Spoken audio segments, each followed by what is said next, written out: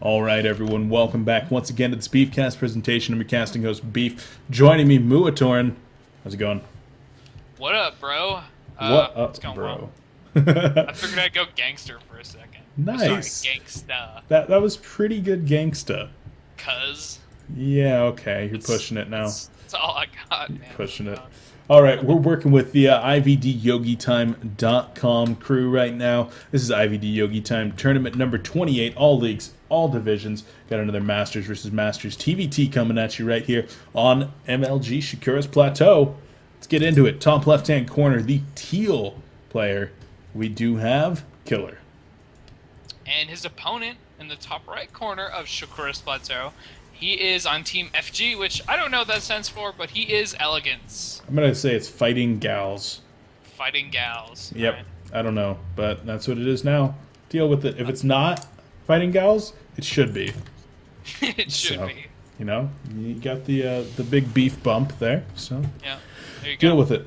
Anyway, I think I said that this was a TVT. This is a TVP. I don't know why I said TVT, but You're slipping. Shakura's Plateau here, pretty fun map. I'm glad it's Protoss because if it was Terran, they'd like put tanks up on the high ground and stuff, and Yeah.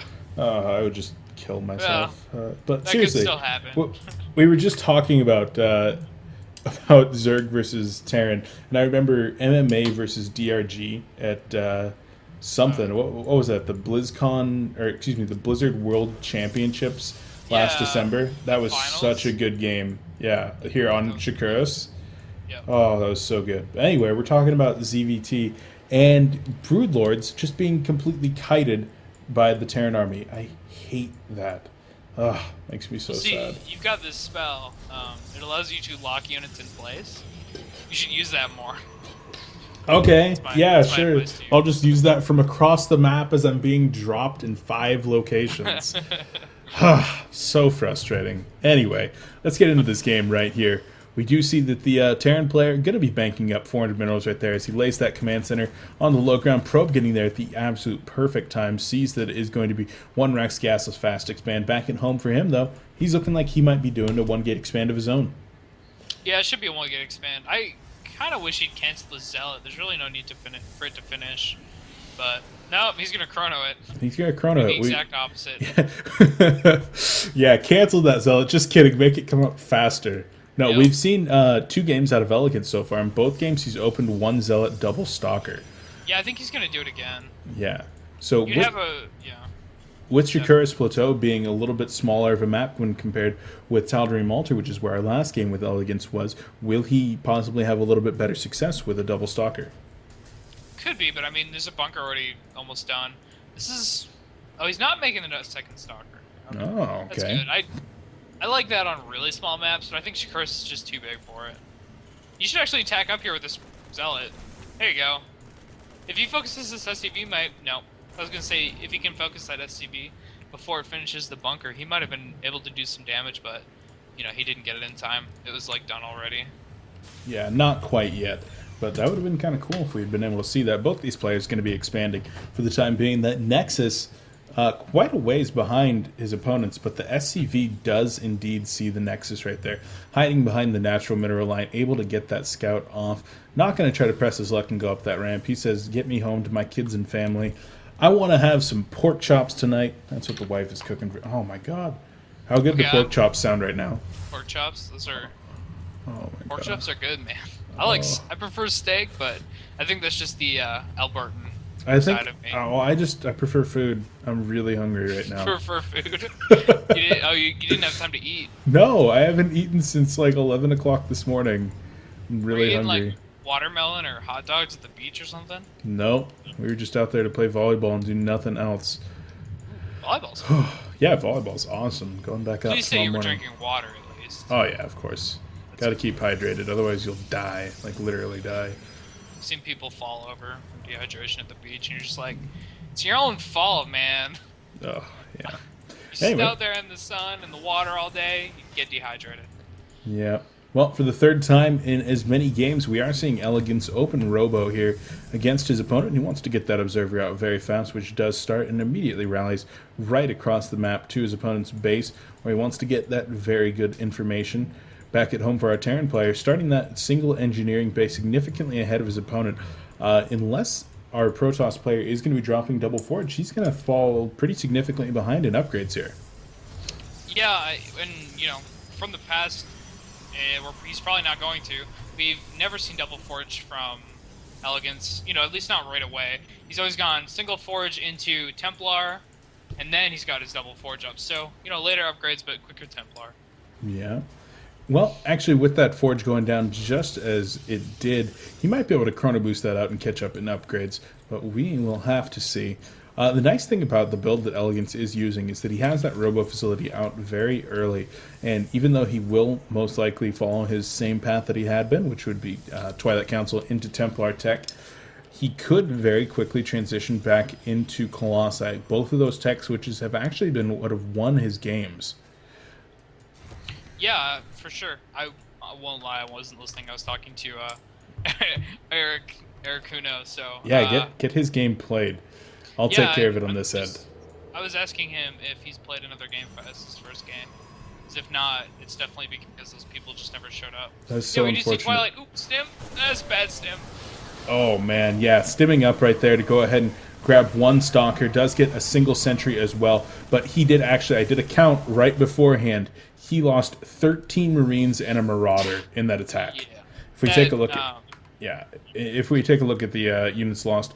725 to 525, so not as bad as it might seem. I think he did get 2 sentries there and a stalker, maybe even a couple of zealots as well.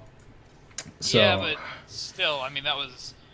Giving up all those units so early when your Protoss opponent is, like, on 3 gates is actually such a huge deal, because if you save those units until you get medevacs out and, like, more upgrades for, you know, like, concussive from Marauders or Combat Shield or something, you can do so much damage later on, but right now it's like he won't be able to drop and pressure the front both at the same time. He can choose one and do that, but he can't do both. Just most of the power from these kind of medevac timings, so it's not really an option for him anymore. Yeah, that's true, but he is working off of very early 5 racks here. 4 of those racks working, or excuse me, 3 of those racks working with reactors. So he's going to be able to power up quite a large bio army relatively soon here, but his opponent already able to safely tech to not only charge but also Psystorm here. But with those 2 medevacs coming in the main right here, the Protoss army is completely out of position as the units are going to start to unload right here, immediately making their way up into the mineral line as they start focus firing down some probes here. The Protoss army going to come in as charge is going to finish at about 2 seconds right here, and the charge does complete. Their Guardian Shield going to go up, but the Marines are actually in a really good position, but they're going to be cleaned up completely. Got to get those 2 medevacs out of there, and they do escape. 3 Marines going to be inside of them, but doing quite a bit of damage. Yeah, but like you said, I mean, imagine 10 Marines and a Marauder running to the front right now. Yeah, that would have been huge. I do actually like that Elegance pulled his entire army away from the front, though. Usually, I would say that's a bad move, but like I said, you know, he killed so many units. It doesn't matter. He can do that, so definitely a good choice from him. So he could crush that medevac army even more. Yeah. Back home, going to be starting +1 ground weapons instead of +2 armor. Something that you pointed out in our last game that's a little bit uncommon for this Storm-type play. Yeah, for sure. I mean, Zealots don't actually... Like, if Zealots get to engage, if you have really nice force fields like, you know, Elegance did on the game on Tal'Darim, it's okay. You can do that, and it's still really nice. But the fact is, generally, Zealots only get 1 swipe in when they attack after their charge, so it's not as good. You mostly just want them to die, but having them die slowly is what you want. Yeah, they're a little bit of a meat shield there, and they do that job very effectively.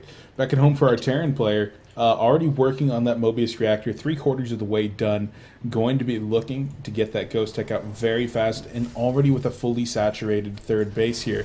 The Protoss sitting on 2 base for quite a while here. He's really going to have to hit a timing to get himself back into the game right now, as I think he's pretty significantly behind. Yeah, I would say that he should throw up 3 more gateways and just go attack right now, because he's got Storm, he's got lots of Templar, he's going to have Blink even, but he made another Forge, so he's got double Forge upgrades right now, and he actually made a 3rd Forge, so either he's going for shield upgrades or he doesn't remember making his 2nd Forge. I'd love to see shield upgrades coming out here. But He's yeah. taking the Zealot survival to a new level with the shield upgrades. Two medevacs being loaded up here in the middle of the field. They're going to make their way up after sniping that observer. There was actually a really good snipe there in the middle of the field. And with those medevacs being loaded immediately after, this might not be something that the Protoss is going to be expecting. No Stalkers, no High Templars, no cannons in position over here in the main, although one observer is going to go ahead and scout that as the Protoss army immediately going to retreat back into the main. But once again, with these 4 Marauders, this is going to be able to do a little bit of damage, possibly sniping a few pylons. Definitely going to be getting some probe kills here. A big stim going off. 1 pylon does go down. 2 pylons as well. Even going to be able to pick off a couple of units here. A Stalker, very important unit. They're going to be able to get that as well, and 1 blink right there is going to be able to take out a fully loaded medevac, so recouping some of his losses right there is Elegance. Yeah, I wish he'd pressured the front a little bit and then done that. It wouldn't have actually helped enough in this case because there were enough units from Protoss, but like I said, I mean, I just love multi-pronged attacks from Terran. It's so cool. Yeah, it's so hard to deal with, is what you mean. Yeah. That's what I meant, yeah. Third base is done for Protoss, so he's not really that behind or anything. He's got double upgrades. He just finished his 2-2. Well, he's about to in a second, finished +2 armor.